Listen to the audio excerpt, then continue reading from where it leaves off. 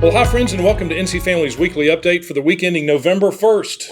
Wow, Adamo, we are in November, which means the November 5th general election is almost upon us. It is indeed. Friends, I'm here with Adamo Manfra, NC Family's Director of Research and Education. Adamo, thanks for being with us today. Good to be here. Thank you. And we just want to provide some additional encouragement for anyone who is listening to this program. If you have not voted, please get out and vote. Early voting is open on Saturday, so you still have an opportunity to go for one-stop in-person early voting. If you're not registered to vote in North Carolina and you're eligible to vote in North Carolina, you can register and vote on the same day, but the last day to do that is Saturday. And then, of course, the general election, where you can go and vote in person at your polling place, is next Tuesday, November the 5th. That's right.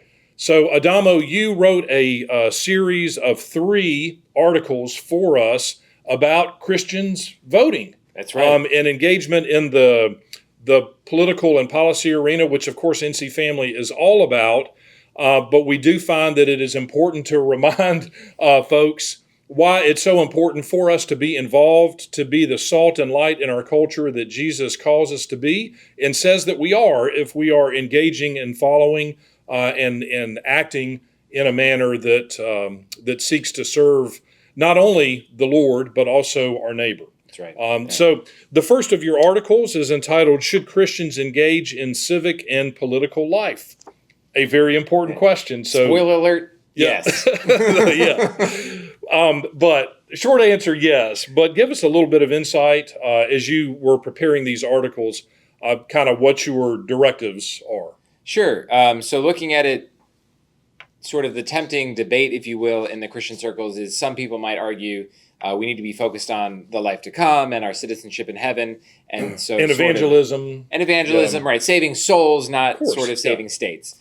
But what that ends up, the side I fall on that, and that I think we fall in on that, and that's why we're here doing our work and why we're encouraging you to join us in that, and we thank you for your participation, is that ultimately our love of neighbor includes caring for their needs and their welfare, right? If you tell them be warm and don't give them a coat, you've done nothing for them. Well, if we tell them live a good life and then we let society fall to pieces and go completely awry, we're not helping create an environment in which our brothers and sisters in our community, and certainly our brothers and sisters in the faith, live their life in a flourishing way. And so by being those who know what God wants for our communities, going out and trying to shape our communities in a way that's consistent with that benefits not only believers, but in fact, just our community members as well.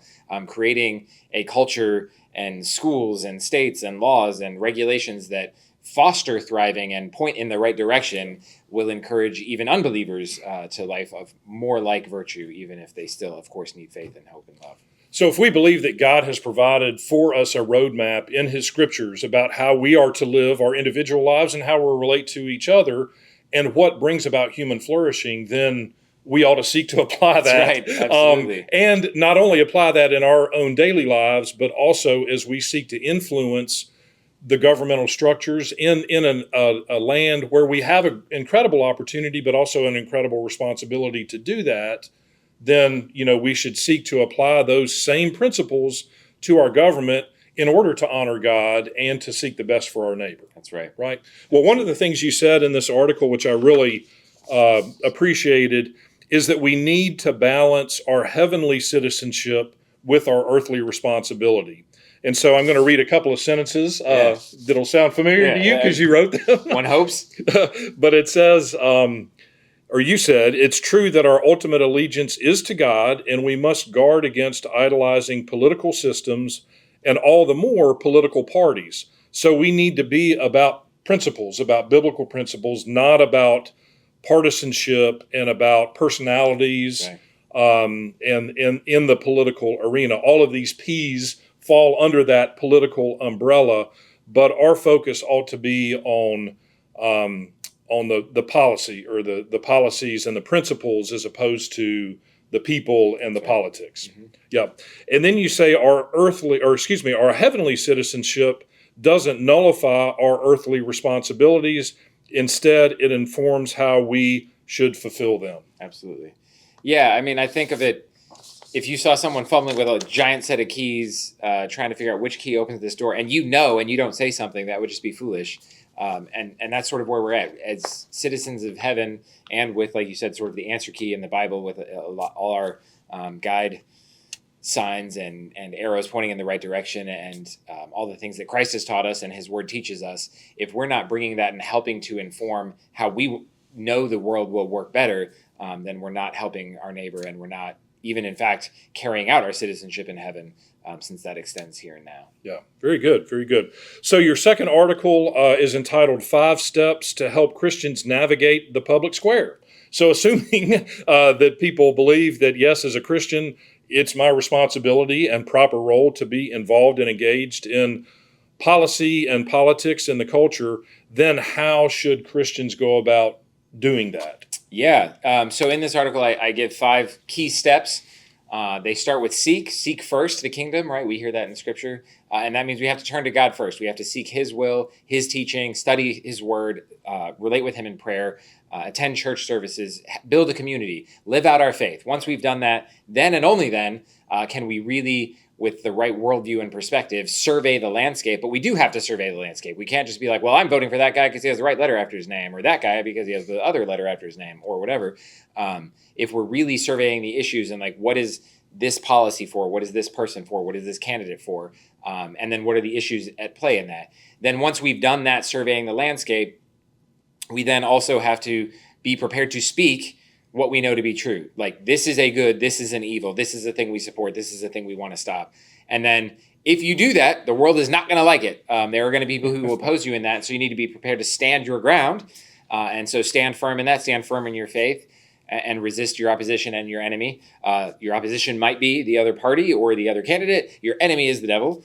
And then in the end, surrender. And that sounds counterintuitive, right? Why would we surrender? This fight, we fight to the end. But we surrender the outcome, because ultimately we plant seeds, or maybe we're gardening, or maybe we're tilling, or maybe we're reaping. But it's up to God where in that process we are, and it's up to God the outcome.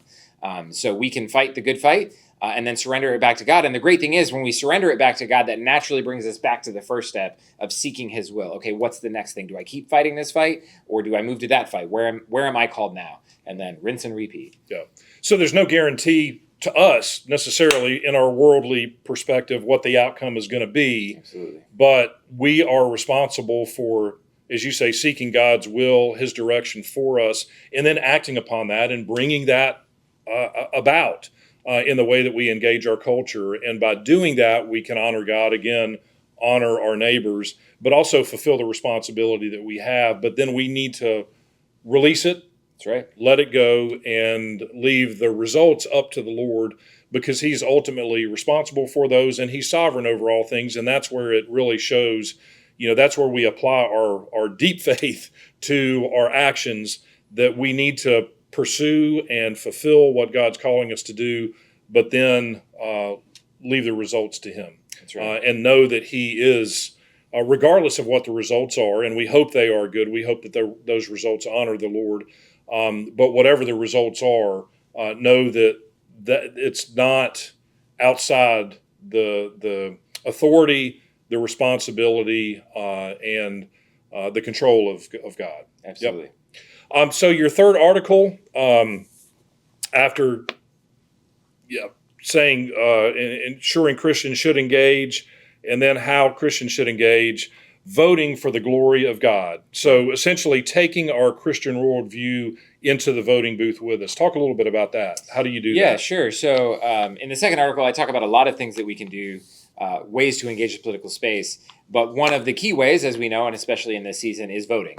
And so Scripture tells us, I kind of bring 3 verses together into one long sentence, talking about doing all things for the glory of God, out of love of Christ and love of neighbor, effectively, kind of bringing that together. So since we're supposed to do all things for the glory of God, and voting is the thing we do, we should have his glory in mind, and be witnesses to his truth and his love for mankind in what we do.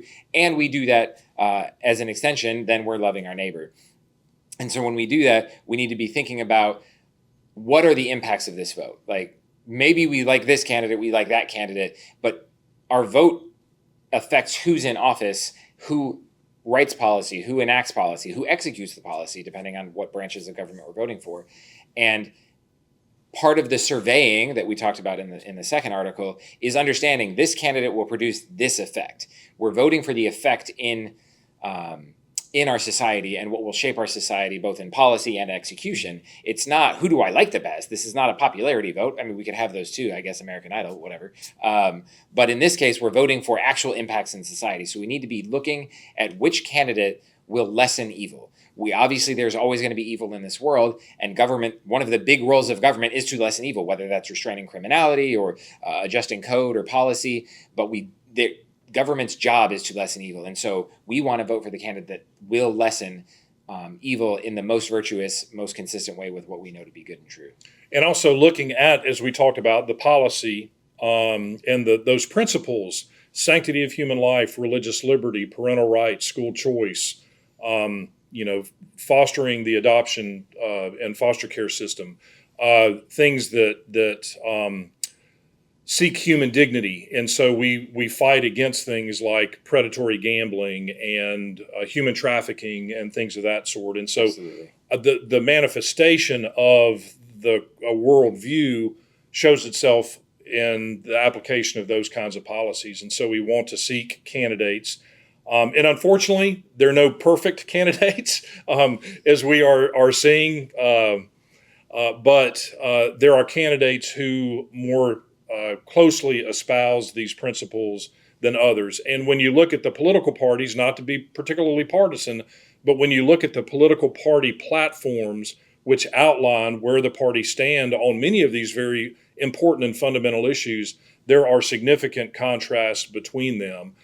You can't always apply the party platform to all the candidates that are running under those parties, but it's often a very good guide. But it's important to do your research, and of course the Family Policy Council has helped to do that in the production of our 2024 General Election Voter Guide, which is available still on ncfamilyvoter.com. Again, that website's ncfamilyvoter.com. If you haven't voted, please go to ncfamilyvoter.com. You can type in your name and address, and it will populate a personalized voter guide for you, helping you understand where the candidates for federal and state level offices in North Carolina stand on these very important issues.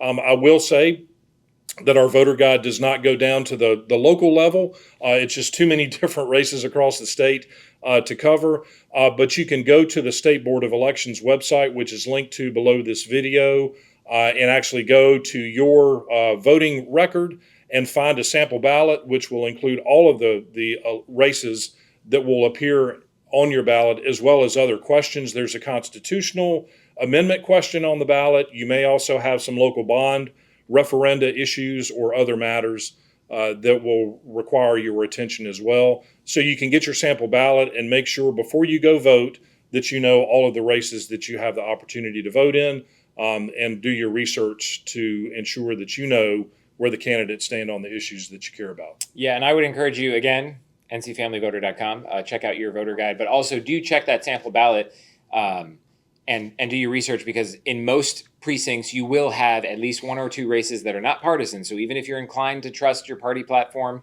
of your preference, you're going to have one or two that won't say on there which party they're aligned with. Now, they may be, in fact, aligned with it, but in your precinct it may be delegated that race is a nonpartisan race. And so you'll have to do a little bit extra work to find that candidate and see what are their principles. Are they, in fact, partisan aligned with you or not? Or is that the most important thing, to actually find the answer on those? Now, the amendment, there's no partisan issue there. I have a preference, but it's not a partisan one.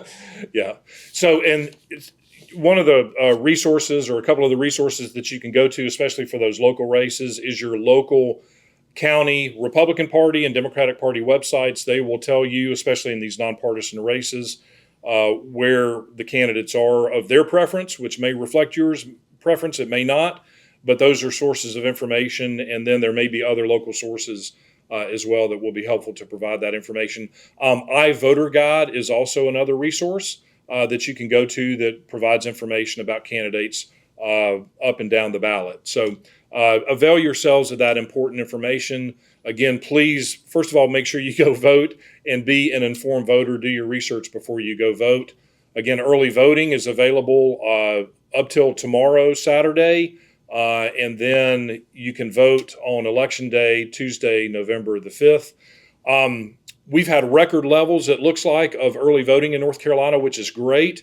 I read an article just yesterday talking about how one of the counties in the western part of the state that was significantly impacted by Hurricane Helene has the highest turnout rate of any county in the state during early voting, which is really exciting to hear that people out in as much damage as Helene did in western North Carolina, that folks are really acting on their civic responsibility and opportunity to get out and vote. And it's wonderful to hear that that folks are taking that seriously, and we would fully expect that they would. So that's really encouraging. Adamo, any closing words as we end our video for this week? As John said, vote, take friends, tell your neighbors. Yes. Yep. You got church on Sunday, bring it up, socialize it at least. Encourage people, if they've made it all the way to Sunday and they haven't voted, Tuesday's the day. Get out there and vote. Unfortunately, there's a lot of statistics out there reporting that as many as half of Christian people who identify as Christian are not voting, and that does not stop when you get to people going to church on Sunday. And there's a lot of reasons that people are weighing in that. But ultimately, again, if we know God's truth and we know what's good for society because God has taught it that and put it in our hearts, then we of all people should be casting votes in a way that will better align, not perfectly align, but better align our state and nation with that. Yeah. So go vote and tell your friends to vote and take them if they need rides. Yes, please do. Also, below the video, we will link to all three of Adamo's articles, the series of articles that he wrote about Christians getting involved, steps you can take, and then voting. We'll have links to the NC Family Voter Guide website at ncfamilyvoter.com. That'll be linked to below. We'll also have a link to the State Board of Elections website where you can go in, find your voting page, go to the voter search button, and you can bring up your sample ballot and make sure before you go vote that you know all of the races and questions that'll be on your ballot so you can be informed and make sure that you cover all the bases on that. Anything else? Pray. Yes. Most importantly, pray. Pray for the outcome, that the votes that are cast will honor God, that the candidates that are elected as a result of the election will be those who honor God and seek to honor God, and that we will move forward in peace as a nation, despite the outcome of the election, or consistent with the outcome of the election, that our country will come together, not be divided by the outcome, regardless of what that is. So, friends, we appreciate you so much. Thank you for your continued support, your action, and most importantly, your prayers. And let's remain in a state of constant prayer over the next several days as we come up to the general election on November the 5th. So thanks for your time and attention. God bless you, and we look forward to seeing you next week. Thanks.